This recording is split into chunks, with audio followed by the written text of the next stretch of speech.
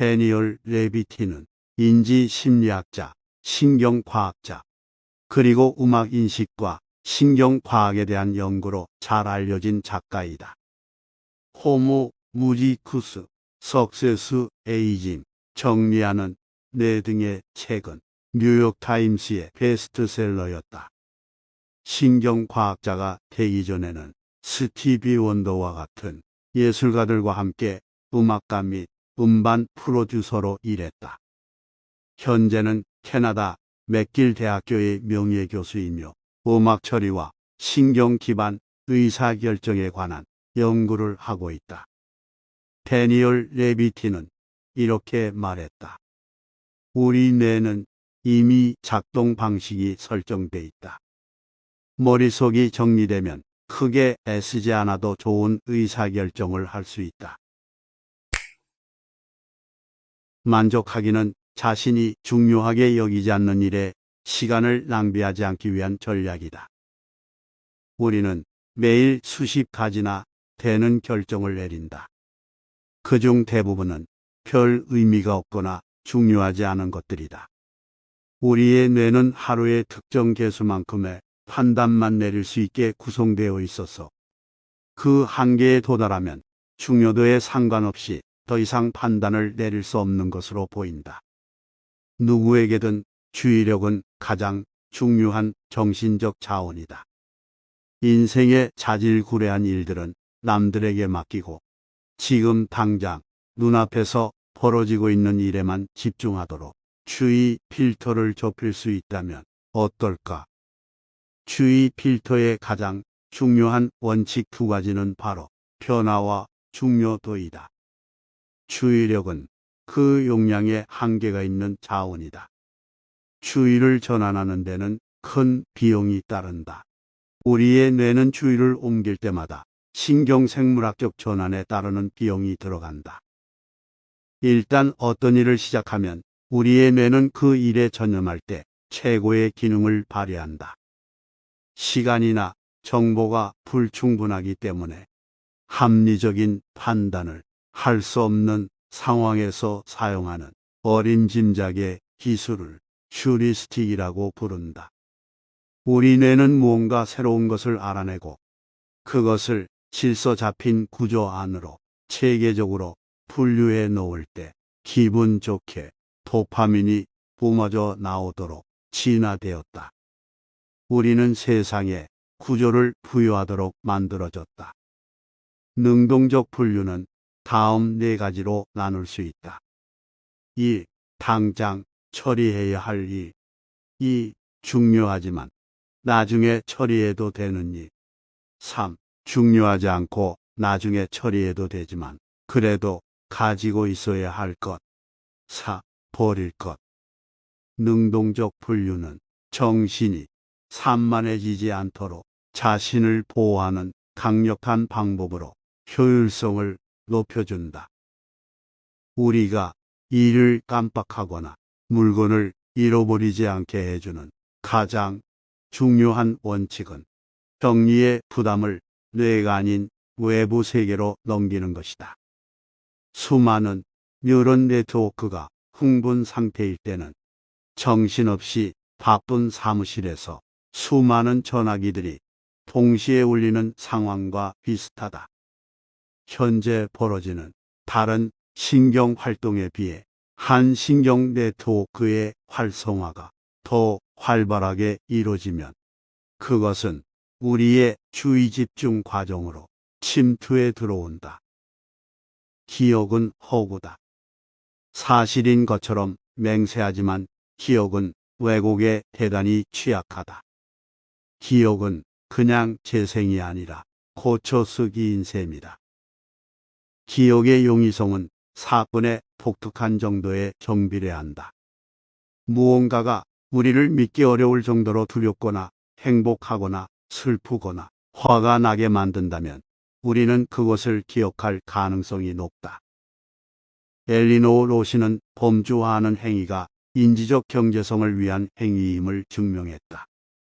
우리는 비슷한 사물을 하나의 종류로 취급함으로써 목적과 상관없는 세세한 일에 소중한 신경처리 활동이 낭비되지 않게 한다. 데이비드 앨런은 다음과 같은 기억술 기호를 이용해서 해야 할 일 목록을 4가지 실행 가능한 범주로 분류할 것을 권했다. 실행하라, 위임하라, 미루어라, 그만두어라. 물건을 잃어버리지 않는 큰 원칙 중 하나는 지정된 장소의 원칙이다. 정보를 기억해야 할 부담을 뇌에서 환경으로 돌리라는 것이다. 같은 제품을 여러 개 마련하기, 엄격하게 지정한 특별한 장소 만들어내기 등 어느 전략을 쓰든 수많은 일상의 항목에 잘 들어맞을 것이다. 이런 물건들의 집 역할을 해줄 장소를 지정하자. 그리고 그 원칙을 철저하게 지키자. 사실 창조적인 사람이 창조에 필요한 시간 여유를 낼 수 있는 것은 그런 시스템을 이용해 마음의 짐과 군더더기를 털어낼 수 있기 때문이다. 서랍을 열었을 때 모든 물건이 종류별로 정리되어 있는 모습이나 잘 정리된 벽장을 볼 때면 말로 표현하기 힘든 어떤 안도감이 느껴진다. MIT의 신경과학자이자 분할주의의 세계적 권위자인 얼밀러는 우리 뇌가 멀티태스킹에는 별로 적합하지 않게 만들어져 있다고 말했다. 멀티태스킹은 우리를 명백히 비효율적으로 만든다. 멀티태스킹은 투쟁 도피 호르몬인 아드레날린은 물론 스트레스 호르몬인 코르티솔의 생산도 증가시킨다. 또한 뇌를 과도하게 자극해 생각을 뒤죽박죽으로 만든다. 의사결정은 신경 자원을 대단히 많이 잡아먹는다. 작은 결정을 하는데도 큰 결정을 할 때만큼이나 많은 에너지가 소비된다. 이때 우리가 제일 먼저 잃는 것 중 하나는 충동 조절 능력이다. 사소한 결정을 많이 내리고 나면 정작 중요한 것에 대해 안 좋은 결정을 내릴 수도 있다. 당신의 정리 스타일과 시스템을 자신의 성격과 조화시키는 것이 중요하다. 분노와 실망 같은 처벌을 피하기 위해 거짓말을 하는 것은 인간의 본성이다. 하지만 용서 또한 인간의 본성이다. 특히나 타당한 이유가 있을 경우 우리는 기꺼이 용서한다. 우리는 자기가 아는 사람을 어떤 특성으로 못 박아 설명하는 경향이 있다. 인간은 여러 가지 이유로 험담을 즐긴다. 자신감이 떨어지다가도 남들을 험담하면 자기가 그들보다 우월한 듯한 기분을 느낀다.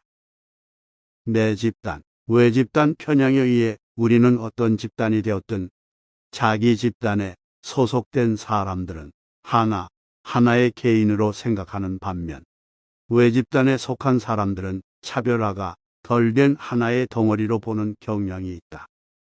물론 이는 잘못된 것이다. 사람들은 상호배타적인 범주로 나누면 아무런 이성적 근거가 없는데도 우리가 그들보다 낫다는 지각이 활성화된다. 그것이 우리의 본질이다. 우리는 한 개인의 바람직하지 못한 성격이나 행동에 대해 들으며 그 민족이나 그 나라 사람들은 다 그렇다는 잘못된 결론으로 뛰어넘어 가버리고 만다. 뇌의 전전두엽피질은 전대상회, 기저핵, 선역과 함께 시간을 정리하고 계획을 짜고 일단 과제를 시작하면 거기에 집중하게 도와준다. 전전두엽피질에 손상을 입으면 사건의 순서를 계획하는 능력이 엉망이 되고 차분하게 생산적으로 노력을 기울여서 자신이 설정해둔 목표를 허락된 시간 안에 달성하는 능력도 함께 무너져 버린다. 우리에게 익숙한 정확한 시간 개념은 철도가 깔린 이후부터 시작됐다. 1840년대 초반에 몇 번의 충돌 사고가 있었다.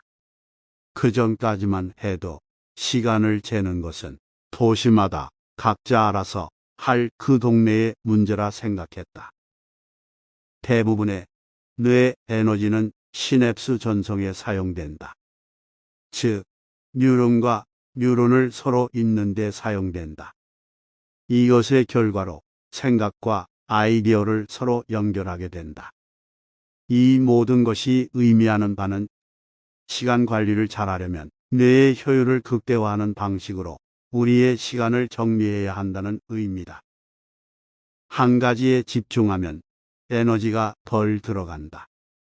한 가지에 집중할 수 있도록 시간을 정리한 사람들은 더 많은 일을 할 수 있을 뿐만 아니라 그 일을 마치고 난 다음에 덜 피곤하고 신경화학물질들도 덜 감소된다. 마무리하고 싶은 대규모 과제가 있을 때는 그것을 의미 있고 시행 가능한 덩어리들로 쪼개자. 그렇게 하면 시간 관리가 훨씬 쉬워진다. 일을 진행하는 것과 그 진행 상황을 추적 관찰하는 것 사이에 균형이 필요하다. 일의 계획과 실행은 뇌의 서로 다른 부분을 이용한다. 새로운 정보와 개념은 수면 중 조용히 연습이 이루어지는 듯하다. 기억에서 가장 중요한 원리는 우리가 가장 신경 쓰는 것을 가장 잘 기억하는 경향이 있다는 점이 아닐까 싶다.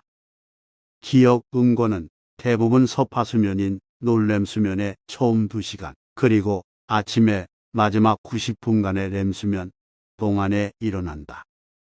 잠은 최종 능력 수행, 기억력, 생산성, 면역 기능, 기분 조절 등에 관한 중요한 요소 중 하나다. 잠이 조금만 줄거나 늦게 잠들었거나 밤을 새우는 등 몸에 밴 수면 습관에서 벗어나기만 해도 그 후로 여러 날 동안 인지 수행 능력에 해로운 영향을 끼칠 수 있다. 초롱초롱한 각성 상태를 달성하는 데 있어서 가장 중요한 요인은 수면의 일관성이다. 낮잠은 대부분의 경우 5에서 10분 정도면 충분하다. 아침은 상황 대처 능력이 가장 좋은 시기이기 때문에 가장 불쾌한 일들은 아침에 처리하는 것이 좋다. 의지력은 아침 이후로 시간이 흐를수록 고갈된다. 미루기는 다음과 같이 공식화할 수 있다. 미루기는 자신감 곱하기 과제의 가치분의 과제 완수 시간 곱하기 주의 3만. 자신감을 키우는 한 가지 효과적인 방법은 자신 있는 척하는 것이다. 몰입 상태에서는 2가지 핵심 뇌 영역이 불활성화된다. 자기 비판을 담당하는 전전두엽 피질 부위와 뇌의 두려움 중추인 편도체이다. 몰입 상태의 한 가지 특징은 산만함이 사라진다는 것이다. 정신이 산만해지는 것보다 몰입 상태, 창조적 관여의 정점에 머무는 것이 오히려 에너지가 덜 든다. 그 일들을 해치우고 넘어가는 것보다 그것을 하지 않고 무시하는 데 들어가는 정신적 에너지가 더 크다. 이를 해결하는 방법은 5분 규칙을 따르는 것이다. 만약 5분 안에 해결할 수 있는 과제가 있다면 지금 당장 해버리자. 그런 자잘한 일들을 처리할 시간을 따로 마련하라는 것이다. 큰 프로젝트에 집중해야 할 시간에 그런 자잘한 과제에 정신이 팔려서는 안 된다는 뜻이기도 하다. 자신의 시간이 자기에게 얼마나 가치 있는지 계산하고 나면 의사결정이 무척 간단해진다. 노화에 영향을 늦추는 한 가지 방법은 정신적 활력을 유지하고 한 번도 해보지 않은 과제를 수행하는 것이다. 이렇게 하면 달리 혈액이 공급되지 않았던 뇌 부위도 혈액을 공급받는다. 우리는 자주 분모를 무시한다. 분자만 떠올릴 뿐 분모에 대해서는 생각하지 않는다. 우리는 자동차 사고에 대한 뉴스에서 봤던 비극적 이야기만 떠올릴 뿐 안전하게 끝난 압도적으로 많은 수의 자동차 여행에 대해서는 생각하지 않는다. 높은 수준의 통제, 그리고 직원들에 대한 직접적인 감독이 필요한 경우에는 수직적 구조가 필수적이다. 아무도 지켜보지 않는 상황에서도 옳은 일을 행하는 것은 그 사람의 인격을 말해주는 지표이지만 많은 사람이 그렇게 하는 것을 어려워한다. 기대치는 합리적으로 설정되어야 한다. 직원의 생산성은 직무 만족과 직접 연관되어 있다. 통제 소재가 내면에 있는 사람은 자신의 운명과 삶의 결과는 자기가 책임져야 한다고, 아니면 적어도 거기에 영향을 미칠 수 있다고 믿는다. 통제 소재 내부자는 통제 소재 외부자보다 외부의 지시에 순응하지 않는 경향이 있다. 효율적인 시스템이란 라벨을 잘 정리하고 외부 사물들을 논리적으로 정리해서 가급적 많은 기억 기능을 뇌로부터 덜어냄으로써 행동 유도성을 활용하는 시스템이다. 끊임없이 일을 하라고 다그치는 스트레스가 많은 환경에서는 깊은 통찰력을 발휘하기가 어렵다. 사람들은 자기에게 중요하지 않은 정보라도 무시하지 못했다. 종류에 상관없이 어떤 구조화된 시스템을 설정할 때 성공적인 시스템이 되려면 검색 시간이 최소화되어야 하고 누구에게나 명료해야 한다. 상관관계는 인과관계가 아니다. 인과관계를 밝히려면 세심하게 통제된 과학적 실험이 필요하다. 상관관계가 있는 두 가지 관찰 내용은 서로 묶어주는 제3의 요소 X가 있을 때가 많다. 자기 스스로 효과적으로 사고하고 추론할 줄 아는 사람은 비교적 소수에 불과하다. 우리는 자기가 아는 것은 무엇이고 모르는 것은 무엇인지 확신하기 힘든 시대를 살고 있다. 그렇기 때문에 역사상 그 어느 때보다도 우리 자신 각자가 자신이 접하는 정보를 시험하고 평가하면서 책임지고 검증하는 것이 중요하다. 이 사람은 이렇게 말했다.